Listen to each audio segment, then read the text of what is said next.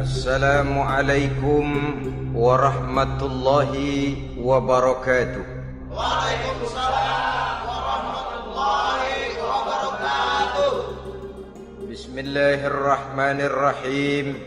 Alhamdulillahi rabbil alamin. Wassalatu wassalamu ala ashrafil mursalin, imamil muttaqin, sayyidil ghurril muhajjalin, wa ala alihi wa ashabihil mujahidin at-tahirin, amma ba'du. Saudara-saudara kaum muslimin rahimakumullah. Satu hari ketika seorang ulama besar bernama Al-Imam Al-Faqih Abu Lais tengah berjalan-jalan di dekat kota Basrah, berkelumpulah sekelompok orang di dekat beliau. Mereka datang mengajukan satu pertanyaan. Imam, kami ingin bertanya. Di dalam Al-Quran itu Allah Subhanahu wa ta'ala menjelaskan, Ud'uni astajib lakum. Berdoalah kepadaku, aku akan jawab doamu. Mintalah kepadaku, aku kabulkan permintaanmu. Itu dan begitu janji Allah di dalam Al-Quran.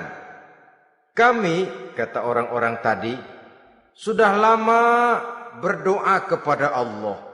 Tapi kenapa sampai sekarang doa kami ini belum dikabulkan? Katanya, Ud'uni astajib lakum. Kalau kamu berdoa, aku jawab, aku penuhi, aku kabulkan doamu. Itu janji Allah.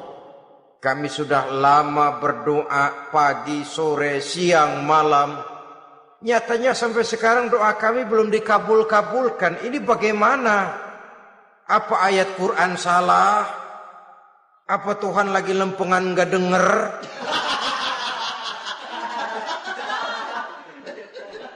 Apa doa kami yang terbalik? Kelihatannya sepele saja ini. Doa tidak didengar oleh Allah. Permohonan tidak dijawab, tidak dikabulkan oleh Allah. Tapi sebenarnya kalau kita mau merenung, kemalangan apa yang paling besar dalam kehidupan ini? Selain daripada kalau permohonan dan doa kita sudah tidak dihiraukan oleh Allah. Artinya hidup sudah tidak diopeni oleh Allah. Jangankan Allah, saudara-saudara, kita nggak diopeni sama mertua saja bingung. Ini mertua diem aja, kalau saya salah apa salahnya, kalau ada yang dikepengenin apa kepengenannya, boyak ngomong kenapa diem begitu. Ini tidak diopeni oleh Allah. Kemalangan apa yang lebih malang selain daripada kalau doa tidak didengar oleh Allah? Itu sudah kemalangan yang paling malang, lebih malang dari kota Malang saya kira.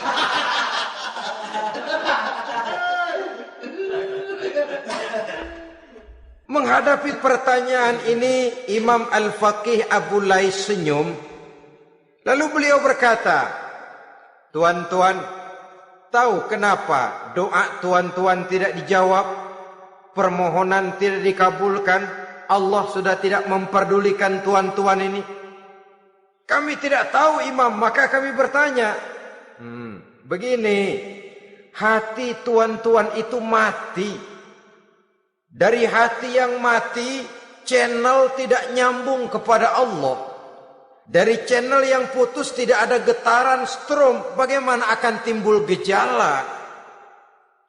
Hatimu mati, jadi pantas kalau doa tidak dikabulkan, permohonan tidak dipenuhi, doa tidak terjawab, hatimu mati.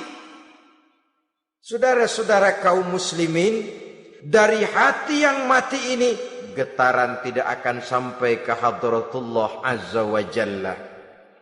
Nah, ini juga satu penyakit yang kita sangat khawatirkan, yaitu apabila hati kita sudah mati selagi jasad masih hidup. Artinya, jadilah kita bangkai berjalan di hadapan Allah Subhanahu wa ta'ala.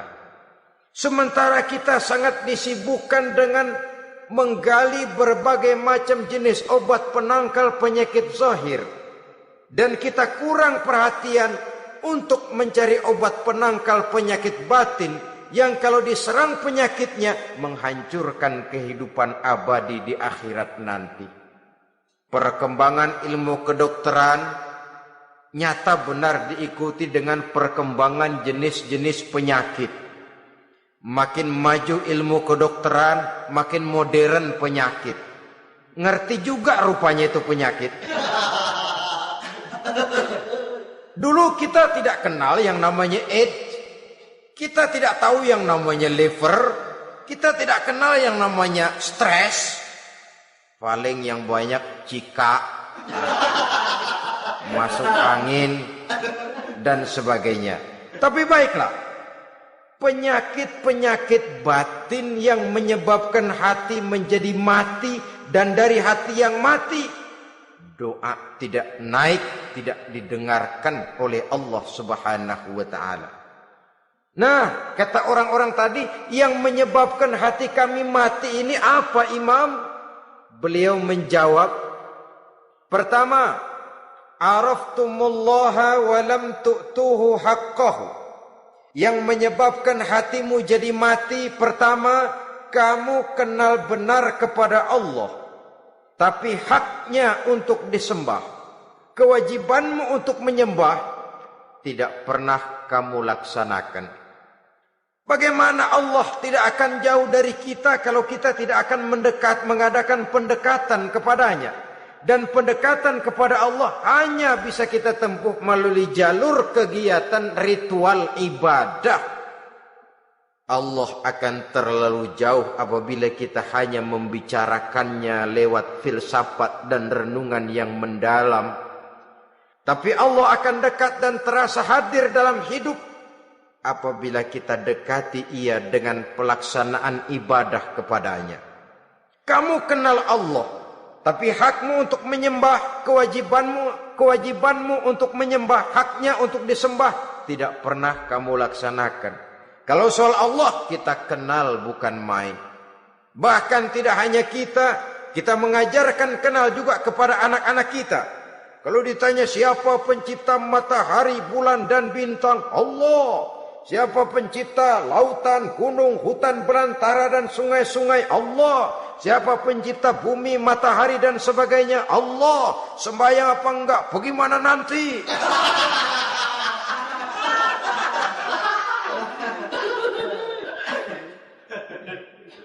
Tanpa pendekatan Allah akan jauh. Apabila Allah jauh, maka doa tidak akan didengarkan olehnya. Oleh sebab itu, logika mengajarkan kepada kita, berpayahlah dulu, wa mal ladzatu illa ba'da ta'ab, innama al usri yusra. Di balik kesulitan menunggu kemudahan. Nikmat baru akan terasa, kelezatan hidup baru akan terasa setelah kita jerih payah banting tulang peras keringat. Rasanya memang lebih nikmat sepotong singkong hasil cucuran keringat sendiri ketimbang roti dijejelin orang. Ini berarti kita ingin mohon pertolongan kepada Allah, sementara dengan Allah sendiri kita jauh. Sama saja dalam kehidupan kita analoginya, saudara-saudara. Orang tidak kenal kepada saudara, tahu-tahu jauh dari saudara, tahu-tahu datang mau minjem duit. Apa kesan saudara? Enak aja, kenal enggak, dekat enggak, datang-datang mau minjem duit. Emang duit percetakan bapak lu?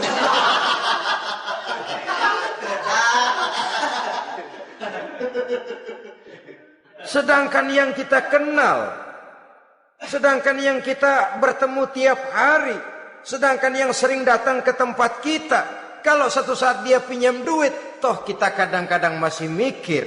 Apalagi datang nggak pernah, berkunjung nggak pernah, ngobrol nggak pernah. Apalagi Kenal juga enggak pernah. Datang-datang mau minta. Macam apa? Datang nemuin Tuhan setahun 2 kali. Idul Fitri, doang Idul Adha. Doa cerewet banget. Apa aja diminta. Saudara hadirin, bagaimana doa akan kabul, permohonan akan dijawab? Jikalau kita jauh dari Allah, kita kenal Allah, haknya untuk disembah, kewajibannya untuk menyembah, tidak pernah kita laksanakan. Itu yang menyebabkan hati kita lalu menjadi mati. Padahal mengenal Allah, setelah mengenalnya, mengadakan pendekatan kepadanya melalui ritual ibadah yang dicontohkan oleh Rasulullah sallallahu alaihi wasallam. Ini hal pertama yang menyebabkan hati jadi mati. Kamu terlalu kenal Allah tapi tidak pernah menyembah kepadanya. Sama aja orang kerja kagak, habis bulan mau minta gaji. Karena kita jitak palanya.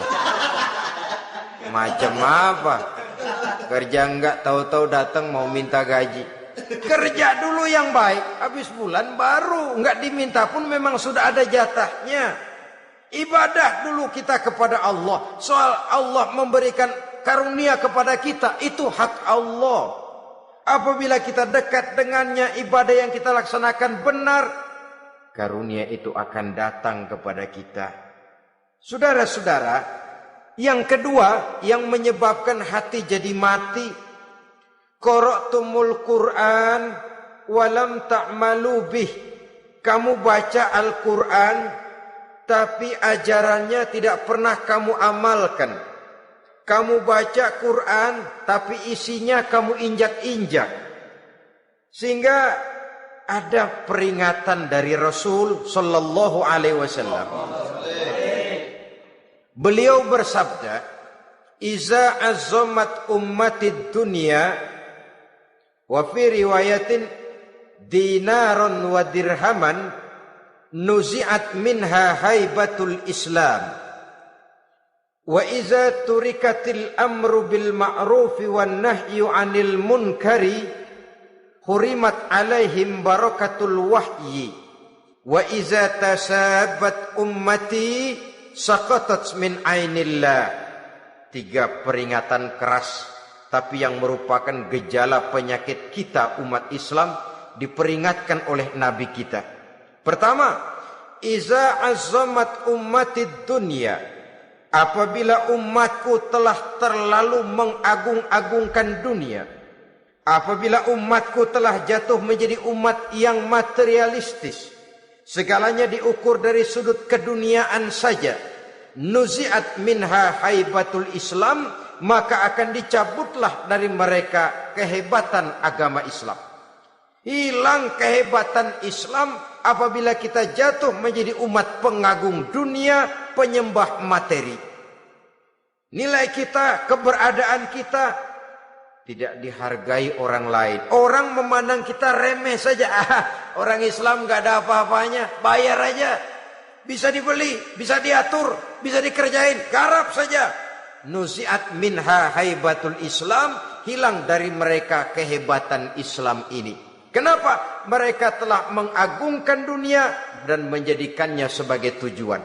Padahal dunia cuma alat, materi cuma alat, harta cuma alat. Yang kedua, wa iza turikatil amru bil ma'rufi wan nahyu 'anil munkari hurimat 'alaihim barakatul wahyi. Apabila telah ditinggalkan amar ma'ruf dan nahi munkar, maka hilanglah keberkahan wahyu. Ini yang ada hubungannya dengan masalah kita. Kita baca Quran, kita tidak amalkan isinya. Bagaimana hati tidak jadi mati? Amar ma'ruf dan nahi munkar ditinggalkan orang, hilang keberkahan wahyu. Pada saat itu boleh jadi Quran ada, tapi cuma tinggal tulisan saja. Islam ada, cuma tinggal sekedar nama saja. Diseminarkan, disimposiumkan, dimuktamarkan, tapi tidak dijabarkan dalam kehidupan sehari-hari. Apabila amar ma'ruf dan nahi munkar telah ditinggalkan orang, hilang keberkahan Quran. Akibatnya apa? Apabila amar ma'ruf tidak lagi digalakkan orang, nahi munkar tidak dilaksanakan orang, lalu orang menilai sesuatu menurut seleranya sendiri. Mana yang ma'ruf, mana yang munkar, tidak ada lagi patokan utama. Kalau baik kata otaknya, dia kerjakan. Tidak baik menurut otaknya, dia tinggalkan. Agamanya adalah otak, berhalanya adalah akal. Akhirnya umat kehilangan pedoman. Tidak lagi jelas mana batas yang ma'ruf, mana batas yang munkar. Dalam kondisi sedemikian, akhirnya akan terjadi penjungkiran nilai. Paling celaka nantinya, yang ma'ruf malah dianggap munkar, yang munkar malah menjadi ma'ruf. Peringatan ketiga dari Nabi, wa iza tasabat ummati saqatat min ainillah. Apabila umatku sudah saling berbantahan, apabila umatku sudah saling caci memaki, saqatat min ainillah, jatuhlah mereka dalam pandangan Allah Subhanahu wa taala. Hilang wibawa umat yang sudah saling mencaci maki, saling menjatuhkan, saling gasak, gesek, gosok. Justru agama menganjurkan kita ini saling asah, asih, asuh. Kadang yang kita praktekkan kita ini saling gasak. Yang kedua, saling gesek. Yang ketiga, saling gosok. Gasak, gesek, gosok. Kacau kita ini. Saling gasak, menjegal kawan seiring, menggunting dalam lipatan. Saling gosok, fitnah sana, fitnah sini. Saling gesek, sikut kiri, sikut kanan. Tidak peduli orang lain luka dan sebagainya. Yang penting dia bisa nangkring. Jatuh kita dalam pandangan Allah apabila umat sudah saling mencaci maki. Maka kita kembali kepada persoalan, hal kedua yang menyebabkan hati jadi mati, qara'tumul Qur'an walam ta'malu bih. Kita baca Al-Quran tapi ajarannya nyaris tidak kita amalkan di dalam kehidupan kita. Akibatnya hati lalu jadi mati. Itu yang kedua. Yang ketiga yang menyebabkan hati jadi mati dan doa tidak terjawab, idda'aitum annakum min ummati Muhammadin sallallahu alaihi wasallam wa lam ta'malu bi sunnatihi. Kamu mengaku, kamu memproklamirkan diri sebagai umatnya Nabi Muhammad, tapi sunnahnya tidak pernah kamu amalkan. Malahan perkembangan paling akhir bukan saja tidak mau mengamalkan sunnah, malah mengingkari sunnah. Inna lillahi wa inna ilaihi raji'un. Oh, Nabi Muhammad itu manusia biasa seperti kita. Sebagai manusia dia bisa salah. Dan ternyata hadis banyak yang palsu. Yang otentik cuma Quran. Selebihnya adalah sejarah. Tidak ada itu sunnah. Langsung saja kepada Quran. Oh, hadis itu bukan sumber hukum. Oh, tidak perlu mengamalkan sunnah. Saudara-saudara kaum muslimin, mengaku kita umat Nabi, tapi sunnahnya kita campakkan, tidak kita amalkan. Setelah tidak kita amalkan, kita campakkan. Setelah kita campakkan, kita ingkari pula. Inna lillahi wa inna ilaihi raji'un. Bagaimana hati tidak jadi mati? Kalau siang malam kita memproklamirkan diri sebagai umat Nabi Muhammad, sementara sunnahnya kita campakkan, kita abaikan, dan kita ingkari dia. Sunnah itu. Padahal jikalau sekarang kita mengenal Islam, jikalau kita sekarang mengerti halal haram, tahu hak batil, bisa memilah dan memilih antara yang ma'ruf dengan yang munkar, itu utamanya adalah karena jasa Nabi Muhammad SAW. Yang dari generasi ke generasi dilanjutkan oleh para sahabat, oleh tabi'in, oleh tabi'it tabi'in, terus oleh para ulama-ulama sampai kepada kita sekarang ini. Walaupun beliau hanya berfungsi sebagai penyampai, tapi kepribadiannya dijadikan model oleh Allah Subhanahu wa taala di dalam kita melaksanakan kehidupan beragama. Bahwa beliau manusia seperti kita, memang dalam arti unsur biologisnya ya manusia, punya darah, punya daging, punya hati, punya perasaan, bisa sedih, bisa gembira, tetapi beliau itu termasuk basyarun la kal basyar, manusia yang tidak seperti manusia pada umumnya, punya spesifik. Dan itu wajar sebagai seorang Rasul pilihan Allah, apalagi merupakan Rasul pilihan dari sekian puluh pilihan. Bahwa jamrud itu batu memang, tapi nilainya kan berbeda dengan batu kolar. Satu truk batu kolar dengan barangkali segenggam batu jamrud, nilainya tentu jauh lebih mahal batu jamrud. Kalau soal batunya, sama batunya, tapi nilainya berbeda karena esensinya berbeda. Kita manusia, Nabi Muhammad juga manusia, sama manusianya memang, tapi kualitasnya, nilainya tentu jauh panggang daripada api. Itu sebabnya Allah menjadikan beliau sebagai model. Laqad kana lakum fi rasulillahi uswatun hasanah. Di dalam diri Rasul itu terdapat contoh teladan yang sangat baik bagi kita. Oleh karenanya pada pertemuan kali ini, apabila kita konsekuen mengaku umat Nabi Muhammad, marilah konsekuen juga menegakkan sunnahnya. Yang keempat, yang menyebabkan hati jadi mati dan doa tidak terjawab, akaltum ni'mata rabbikum walam tashkurulah. Tiap hari kamu makan nikmat Tuhanmu, tapi kamu tidak pernah mau bersyukur kepadanya, kepada Allah Subhanahu wa taala. Nikmat Tuhan kita doyan banget, tidak pernah sehari dan sesaat pun terlepas diri dan hidup ini dari nikmat-nikmat yang diberikan Allah. Sejak kita bangun tidur sampai tidur kembali, bahkan tidur itu sendiri, di pasar, di sawah, di kantor, dimanapun kita berada, gak pernah nikmat Allah berhenti. Hidup kita dalam alam diberikan segala fasilitas untuk menunjang kehidupan. Gak pernah Allah pasang pajak matahari, gak pernah Allah pasang pajak gas udara. Nikmat-nikmat yang banyak itu tiap hari kita kecap, tiap hari kita nikmati. Tapi kita tidak pandai bersyukur. Padahal Allah memberikan peringatan keras dalam hadis qudsinya.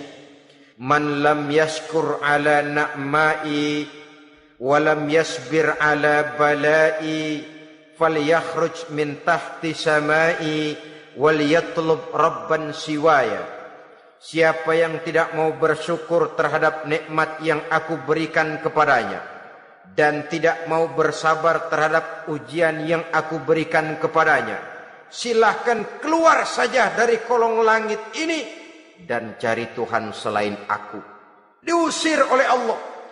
Kalau orang tidak mau bersyukur terhadap nikmat yang aku berikan dan tidak mau bersabar terhadap ujian yang aku timpakan, keluar dari kolong langitku, keluar, cari Tuhan selain aku. Diusir, lah yang ngusir Allah. Anak sekarang bilang mau ke Menong.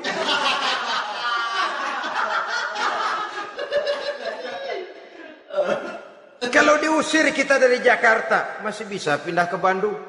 Diusir kita dari Bandung, bisa pindah ke Jogja, Solo.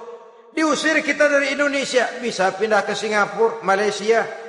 Diusir dari kolong langit, mau cari langit mana lagi? Kalau kau tidak mau mensyukuri nikmatku, tidak sabar terhadap ujian yang aku berikan kepadamu, keluar saja, keluar dari kolong langitku ini, cari Tuhan selain aku. Kalau istilah kita mah Tuhan, jengkel banget udah itu. Nikmatku, nikmat yang aku berikan kau makan, tapi kepadaku engkau tidak pernah mau bersyukur. Saudara-saudara kaum muslimin rahimakumullah, wajar. Kita dulunya tidak ada, sekarang ada nikmat. Susunan biologis manusiawi kita demikian cantik, nikmat. Tinggal di bumi, fasilitas yang kita perlukan disediakan, tinggal kemampuan kita mengelolanya. Nikmat. Diberikan kita otak yang membedakan kita dengan binatang, nikmat. Diberikan kita agama, diutus para rasul untuk jadi model dalam kehidupan kita, nikmat. Kalau cara kita emang kurang apa sih? Apa yang kurang, hai manusia? Engkau tidak ada, aku adakan. Kalau aku perintahkan kau tinggal di bulan, mungkin kau tidak akan sanggup hidup. Begitu lahir juga kelepek-kelepek habis. Ya nggak ada HO2 toh di bulan, mau ngisap apa? Aku tinggalkan kau, aku perintahkan tinggal di permukaan bumi. Alamnya indah, fasilitas serba menunjang. Nikmati semuanya, semuanya untuk kamu, semuanya. Satu pintaku, syukuri nikmat yang aku berikan kepadamu. Ya bukan cuma syukur dalam ucapan, syukur dalam perbuatan. Banyak nikmat yang diterima, makin banyak dia sujud, makin banyak dia ruku, makin banyak dia mengadakan pendekatan kepada Allah. Syukur dalam artian berupa tindakan dan perbuatan, mempergunakan nikmat sesuai dengan kehendak yang memberikan nikmat itu sendiri kepada kita. Saudara-saudara kaum muslimin rahimakumullah. Ini penyakit yang keempat. Kamu makan nikmat Tuhanmu, tapi kamu tidak pernah pandai bersyukur kepadanya. Mensyukuri nikmat yang diberikan tadi. Bagaimana hati tidak jadi mati? Kita sibuk mempersolek jasmani, mencari obat penangkal penyakit zahir. Maka yang ramai di zaman sekarang, saudara lihat, salon, fitness, senam, macam-macam jenis. Tidak ada salahnya dan tidak ada jeleknya. Tapi kalau itu sampai melupakan kita kepada memperindah batin, memperbaiki jiwa, artinya bukankah kita perlahan tapi mempersiapkan diri menjadi bangkai berjalan di hadapan Allah. Dengan operasi plastik, yang pesek jadi mancung, yang sipit jadi belok, kulit keriput jadi kencang, pipi terlalu cekung bisa diatur. Saudara-saudara, tapi kalau hati yang rusak, jiwa yang rusak, kemana lagi kita akan berobat kalau bukan kepada agama? Maka hati itu jadi mati apabila kita selalu memakan nikmat Allah dan tidak pandai mensyukuri nikmat itu. Dari hati yang mati tidak akan ada getarannya. Oleh sebab itu doa tidak terjawab. Selanjutnya yang menyebabkan doa tak terjawab dari sebab matinya hati, qultum annal mauta haqqun wa lam tasta'iddu lahu. Kamu berkata, kamu yakin bahwa mati adalah sesuatu yang benar, tapi kamu tidak pernah punya persiapan untuk mati. Padahal menurut logika, orang yang akan bepergian jauh tentu dia harus mempunyai bekal yang cukup. Semakin jauh jarak perjalanan yang akan ditempuhnya, semakin banyak perbekalan yang harus dibawanya. Dahulu, seketika beberapa jamaah dari Yaman akan melaksanakan ibadah haji dengan nekat, mereka berprinsip, pokoknya kan berangkat haji jadi tamunya Allah, nanti Allah yang akan ngelayanin. Mereka nekat, modal badan doang berangkat. Diadukan kepada baginda Rasul, lalu turun peringatan dari Allah, wa tazawwadu fa inna khairaz zadi taqwa. Jangan begitu, bawa bekal. Sesungguhnya bekal yang paling baik adalah takwa. Bahwa berangkat dengan bekal takwa itu bekal yang paling utama. Tapi bekal-bekal yang lain pun jangan diabaikan.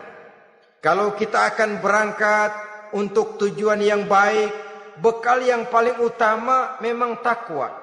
Tapi tidak berarti harus mengabaikan bekal-bekal yang lain.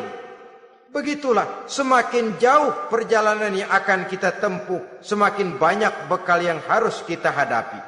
Kalau saudara mau pergi ke Surabaya, tidak membawa bekal kemudian berani berangkat, rasanya sih saya pikir itu bukan berani, nekat namanya. Sama saja orang belum pernah sembahyang mati. Nekat tuh orang. Berani amat. Belum berbuat kebaikan barang sedikit pun sudah mati. Nekat namanya itu. Sama saja tadi, nggak bawa bekal apa-apa berangkat ke Surabaya. Sampai Surabaya belum tentu, sengsara udah jelas. Belum punya bekal yang baik sudah mati. Sampai ke surga belum tentu, tapi kebelangsak dan sengsara rasa-rasanya pasti itu. Oleh karena itu, kalau kita yakin mati sesuatu yang benar, sesuatu yang pasti datang menimpa, maka hendaklah kita mempersiapkan bekal. Kemudian, idda'aitumun najata minan nar wa ramaitum fiha anfusakum. Kamu memproklamirkan diri ingin selamat dari neraka, tapi kamu lemparkan dirimu ke dalam neraka. Bagaimanapun bajingannya bajingan, kalau ditanya, ente mau masuk neraka enggak? Jawabannya pasti enggak. Itu pasti perbuatannya sendiri yang melemparkan dirinya ke dalam neraka. Membiarkan dirinya berlarut-larut, bertimbun-timbun dalam dosa dan kesalahan. Dan tidak akan ada niatan untuk memperbaiki diri. Hanyut di meja judi, habis ditelan minuman keras, fitnah sana, fitnah sini, hasud sana, hasud sini. Padahal mulutnya ingin selamat dari neraka, perbuatannya malah melemparkan dirinya ke dalam api neraka. Tidak ada orang yang lebih sayang kepada diri kita selain kita sendiri. Dan menyayangi diri itu tidak cuma dengan memandikannya sehari 3 kali, memakaikannya parfum dengan segala macam merek, memakai sabun yang wangi-wangi, minyak yang harum-harum. Lebih daripada itu, jaga dan sayangi diri. Jangan jatuhkan dia ke dalam perbuatan-perbuatan yang bisa menjerumuskan diri itu ke dalam neraka. Kemudian disambung oleh Imam Al-Faqih Abu Lais yang menyebabkan doa tidak terjawab karena hati mati. Idda'aitum dukhulal jannah walam ta'malu laha. Kamu ingin masuk surga, tapi kamu berat mengamalkan perbuatan yang bisa menyampaikan kamu ke surga. Semua kita kalau ditanya, mau masuk surga? Mau. Tapi jarang yang berlomba melakukan perbuatan-perbuatan yang bisa menyampaikan kita ke surga. Kemudian yang terakhir kata Imam Al-Faqih Abu Lais, dafantum mautakum walam ta'tabiru laha. Kamu menguburkan orang yang mati di antara kamu, tapi kamu tidak bisa mengambil iktibar, tidak bisa mengambil pelajaran dari mayit yang jenazah yang kau kuburkan itu. Mestinya kan nguburin orang tuh membuat sadar. Iya, kalau sekarang dia saya baringkan di liang lahat, menghadap ke arah kiblat, bantalnya tanah, setelah itu ditutup dengan papan, lalu ditimbun dengan tanah. Iya, sekarang giliran dia, giliran saya, entah besok, lusa, bulan depan, tahun depan, tapi pasti mengubur mayat, mengubur jenazah, tapi tidak bisa mengambil iktibar dari yang dilaksanakannya itu. Ini merupakan penyakit-penyakit batin yang merupakan handicap, yang menimbulkan jarak antara kita dengan Allah Subhanahu wa ta'ala. Pantas kalau itu semua ada pada diri kita, hati jadi mati. Dari hati yang mati, doa tidak akan tembus. Kita tidak lagi akan diperdulikan oleh Allah Subhanahu wa ta'ala. Dan itu sekali lagi kemalangan yang terbesar dalam kehidupan kita. Bagaimana jalan keluarnya? Pertama, memperbaiki batin kita, menyelamatkan diri daripada penyakit-penyakit yang bisa mematikan hati seperti yang sudah saya sebutkan tadi. Yang kedua, berdoa dengan adab. Sehingga tata cara di dalam kita bermohon kepada Allah Subhanahu wa taala dibicarakan secara khusus oleh Al-Imamul Ghazali dalam kitab Ihya beliau yang disebut adabud doa. Adab di dalam kita melaksanakan doa kepada Allah Subhanahu wa taala. Setelah batin ini bersih dari penyakit-penyakit hati yang bisa menyebabkan hati jadi mati, berdoalah kita kepada Allah. Bagaimana adabnya? Kata Imamul Ghazali rahimahullah, yang pertama hendaklah ia di dalam berdoa itu memilih waktu yang mulia. Minal awqatis syarifah, kata beliau.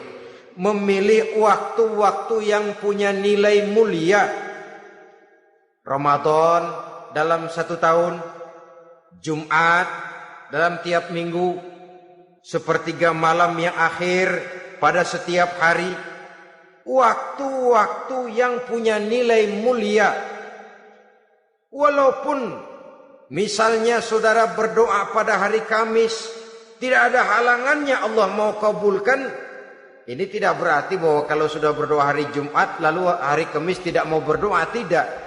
Lebih memilih mengintai waktu-waktu yang punya nilai mulia. Lailatul Qadar sekali dalam setahun, waktu-waktu yang punya nilai mulia. Logikanya begini saudara-saudara, kalau kita datang ke rumah seseorang, tujuan utama kita minjem duit, yang paling pertama kita perhitungkan tanggal berapa nih, kan itu toh, tanggal berapa. Kalau tanggal 20 atuh minjem duit, orang lagi ngap-ngapan, boro-boro dia bisa minjemin, dia sendiri mungkin lagi pusing. Kita lebih dulu kita amatin tanggal berapa nih, yang enak sore apa siang, jam 2. Jam 2 dia baru pulang dari kantor, tapi giliran tidur. Kalau dia tidur dibangunin datang mau minjem duit, kagak dimaki-maki sudah kebagusan deh. Kan kita lihat waktunya, timingnya kata orang sekarang. Tanggal berapa, sore apa malam, apalagi gulem apa terang bulan. Itu semua sudah kita atur sedemikian rupa, memilih waktu. Yang kedua kata Imamul Ghazali, memilih keadaan yang istimewa. Kalau tadi soal waktu, yang kedua soal keadaan. Ada situasi-situasi di mana doa itu diijabah oleh Allah Subhanahu wa taala. Di antaranya kata Imam Abi Hurairah, "Inda zahbi sufuf fi sabilillah." Pada waktu mengatur barisan perang membela agama, di situ doa kabul. Inda nuzulil ghais, ketika turun gerimis, di situ doa makbul. Inda iqamis shalah, ketika salat mau didirikan, riwayat lain bainal azan wal iqamah, antara azan dan qomat, di situ doa makbul.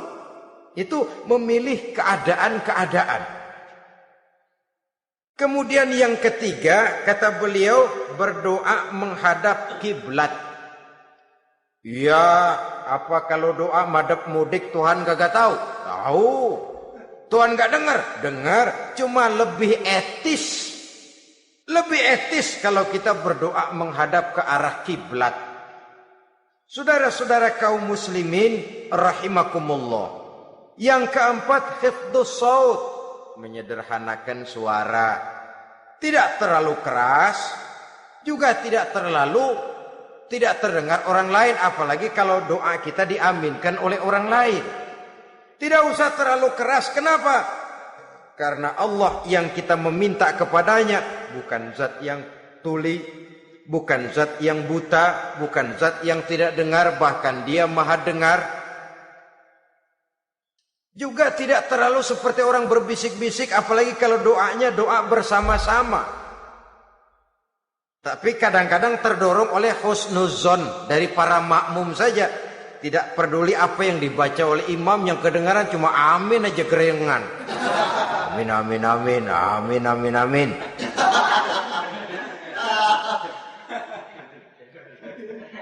Juga tidak terlalu keras, seperti orang berdoa, seperti orang pidato.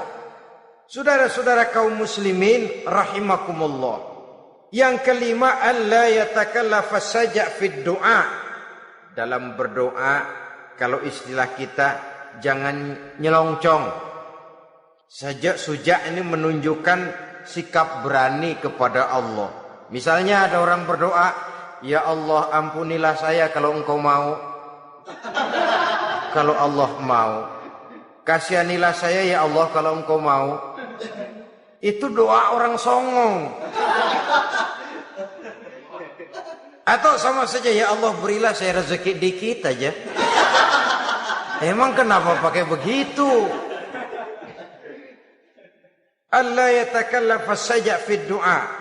Yang keenam kata Imamul Ghazali, at-tadarru' wal khusyu'. Dengan tadarru' dan khusyuk, dengan sikap tawadu, benar-benar ya seperti kita lah kalau datang memang menghajatkan pertolongan dari seseorang, segala action kita atur supaya hajat kita itu kabul, kan begitu. Kadang-kadang istilah orang kalau perlu ngesor mah ngesor dah, yang penting permintaan dikabulkan, gitu saja. Kita lihat sekarang ini, ramai orang bicara soal film-film Parno. Kelihatannya pendatang-pendatang baru, pokoknya asal bisa main dah, bugil ya bugil dah. Yang penting nyohor, bisa tampil. Walaupun dalihnya semua sama, mula-mula cuma iseng. Adegan panas bagaimana? Kalau tuntutan skenario apa boleh buat? Apa boleh buat? Emang nggak bisa milih. Setelah film beredar baru saya juga jijik ngelihat, ya tadi kemana waktu bikin? Udah jadi baru jijik, bikinnya merem memang itu.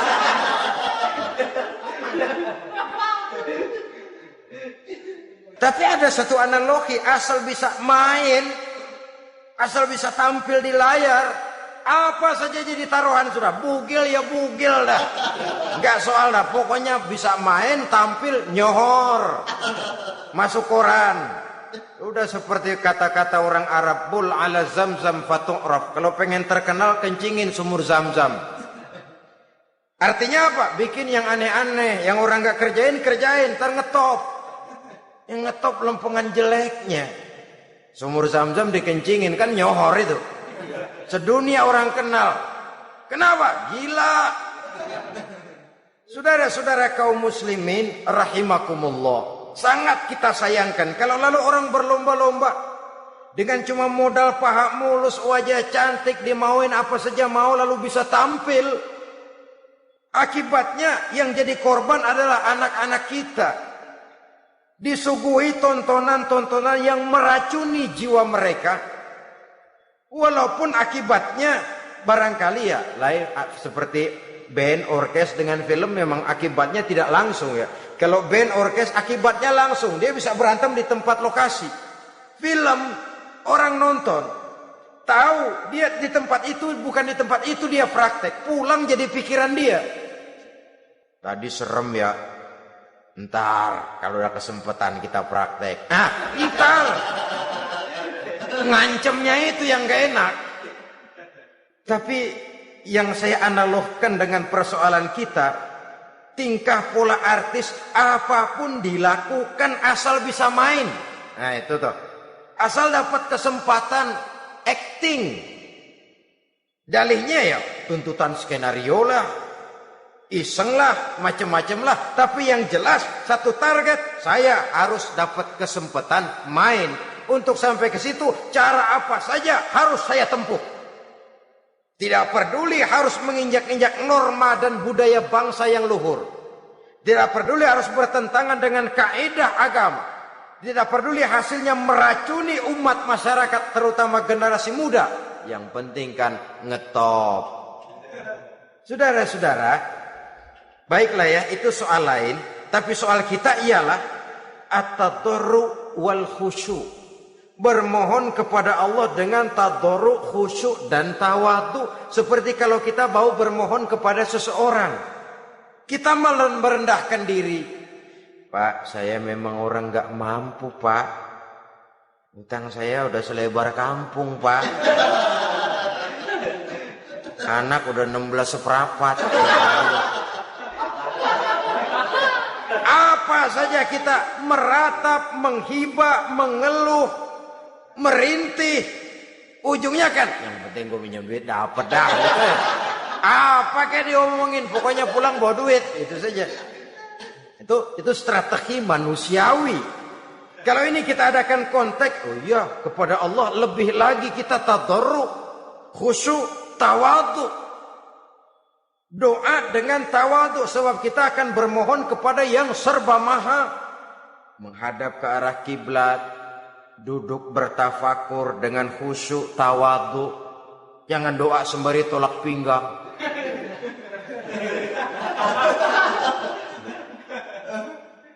Yang ketujuh kata Imamul Ghazali, ayyujzimad du'a wa yuqina bil ijabah. Hendaknya dia menjazamkan doanya itu dan yakin bahwa doanya akan dikabulkan oleh Allah. Sebab kata Nabi, innallaha la yaqbalu du'aan min qalbin ghafilin lahin. Allah Subhanahu wa taala tidak akan menerima doa dari hati yang lalai dan main-main. Doa ke orang ugah-ugahan.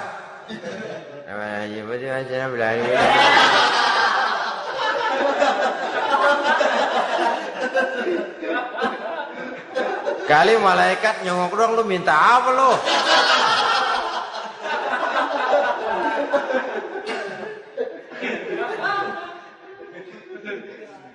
Seperti tadi itu, kita datang mau minjem duit sama orang, ngomongnya ogah-ogahan. Minjem duit dikasih syukur enggak, ya udah. Ya enggak dah, enggak dikasih sudah. Kenapa? Mintanya begitu. Enggak serius dan enggak yakin bahwa doanya akan dikabulkan. Kalau kita sudah punya keyakinan, jangan-jangan doa saya enggak diterima Allah. Enggak. Kata Allah, ana inda zanni abdi bi. Aku sih bagaimana menurut sangka hambaku kepadaku saja. Kalau sangkanya baik, aku baik. Kalau sangkanya doanya dikabulkan, aku kabulkan.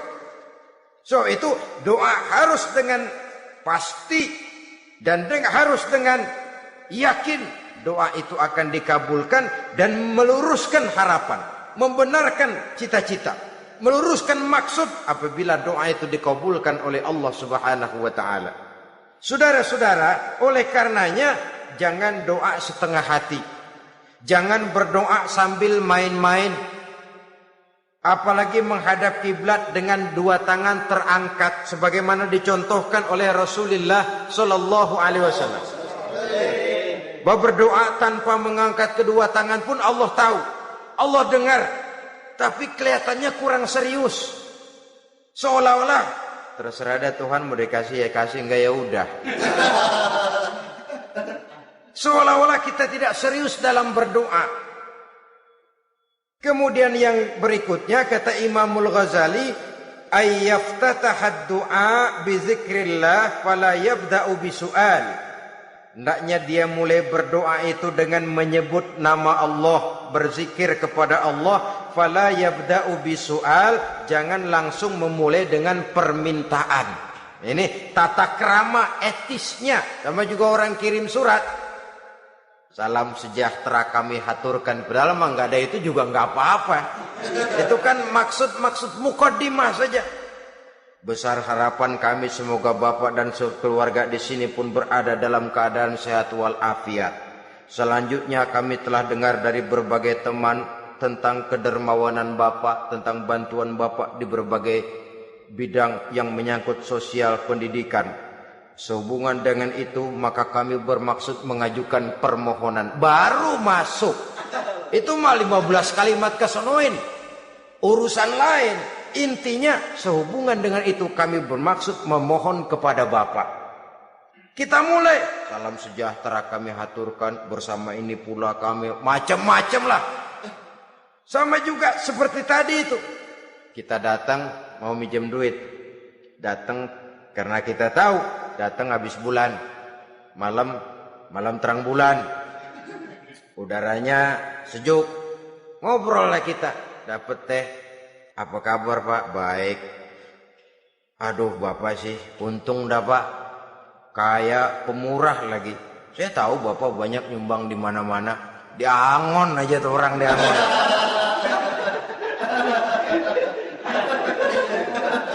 Kira-kira udah mau telap aja baru dikedat. Ngomong-ngomong Pak, nah mulai nih kalau udah ngomong dah tuh mulai. Baru masuk. Jadi etisnya berdoa itu dimulai dengan zikrullah. Karena itu umumnya dimulai dengan Alhamdulillahi Rabbil Alamin. Kita puji dulu Allah. Alhamdulillahi Rabbil Alamin. Hamdan yuwafi ni'amahu wa yukafi'u mazidah. Kita puji dulu Allah. Seperti orang tadilah. Kita puji dulu kebaikannya. Walaupun pada akhirnya kita minjem duitnya. Sebenarnya Allah nggak perlu dipuji toh. Dipuji atau tidak Allah tetap termulia. Ini etis manusia. Allah tidak berharap untuk dipuji oleh manusia. Allah tidak untung seluruh alam memujinya. Manusia mau memuji atau tidak itu urusan manusia sendiri. Allah tidak minta untuk dipuji. Allah juga tidak gila kepada pujian. Kalau kita memulai doa dengan pujian, etis kita kepada Allah Subhanahu wa taala di dalam kita bermohon kepadanya. Saudara-saudara kaum muslimin rahimakumullah. Kemudian menyesuaikan doa dengan kondisi. Ini termasuk syarat batin ya, taubat, waraddul mazalim kata Imam Ghazali, menolak segala macam kezoliman. Artinya kalau berdoa tuh tahu diri. Kalau gaji kita sebulan 700 atau 800 900 ribu, berdoa minta rezeki 1 juta, itu tahu diri namanya. Kan cuman kurang 100 ribu. Ya, kalau kerja kagak minta gajian 1 juta. Pengen doa dikabulkan, rasanya secara etis nggak tahu diri orang berdoa seperti itu. Orang datang mau minta duit, mau pinjam duit kepada kita, kan kita lihat kira-kira mampu ngembaliin nggak nih orang. Kita lihat, kita evaluasi kemungkinannya. Lalu si yang minjem tentu tahu diri. Kalau memang kekuatannya ngembaliin tidak seperti kekuatannya mulangin, hendaknya dia timbang rasa. Begitu juga kepada kita etisnya kepada Allah Subhanahu wa taala. Tahu diri, menyesuaikan doa dengan keadaan. Kalau tidak ada gap terlalu jauh panggang daripada api, nanti nasibnya bagai si pungguk merindukan bulan. Apabila adab-adab di dalam berdoa ini kita perhatikan, sejak dia dari adab yang zahir sampai kepada adab yang batin, kemudian penyakit-penyakit yang membuat hati itu jadi mati, maka insya Allah doa kita dijabah oleh Allah Subhanahu wa taala. Dalam Al-Baqarah ayat 186 Allah Subhanahu wa taala menjelaskan, wa iza sa'alaka ibadi anni fa inni qarib ujibu da'watad da'i iza da'ani falyastajibu li wal yu'minu bi la'allahum yarshudun. Apabila hambaku bertanya kepadamu Muhammad tentang aku, kata Allah, fa inni qarib, katakan kepadanya aku dekat sekali dengan mereka. Ujibu da'watad da'i iza da'ani, aku akan jawab, aku kabulkan permohonan orang-orang yang berdoa kepadaku. Falyastajibu li wal yu'minu bi, maka hendaknya mereka juga menjawab panggilanku atas dasar iman kepadaku. La'allahum yarshudun, semoga dengan ini mereka kelak mendapat petunjuk. Saudara-saudara, Al-Baqarah 186 ini dengan nyata menjelaskan kepada kita, Allah akan menjawab doa, mengabulkan permohonan apabila kita falyastajibuli wal yu'minu bi, juga menjawab panggilan Allah atas dasar beriman kepadanya. Logikanya tadi itu, araftumullaha wa lam tu'tuhu haqqahu. Kita tidak pernah mau menjawab panggilan Allah sementara kita berharap doa kita dijawab oleh Allah. Apa enggak pincang? Apa enggak berat sebelah? Panggilan Allah kita berat memenuhinya, sementara kita sangat berharap agar permohonan kita, seruan kita dikabulkan oleh Allah. Menjawab panggilan Allah atas dasar beriman kepadanya. Kenapa? Ada orang menjawab panggilan bukan berdasarkan iman, tapi karena target lain. Datang sembahyang Jumat paling dulu, target utamanya pulang juga paling dulu nyabet sendal, nyabet sepatu. Menjawabnya iya, tapi tidak karena iman. Jadi apabila kita rajin menjawab panggilan Allah atas dasar beriman kepadanya, maka seruan, permohonan, doa niscaya dikabulkan olehnya. Ini saja, mudah-mudahan ada manfaatnya. Terima kasih atas segala perhatian. Mohon maaf atas segala kekurangan. Usikum wa nafsi bitaqwallah. Wassalamualaikum warahmatullahi wabarakatuh.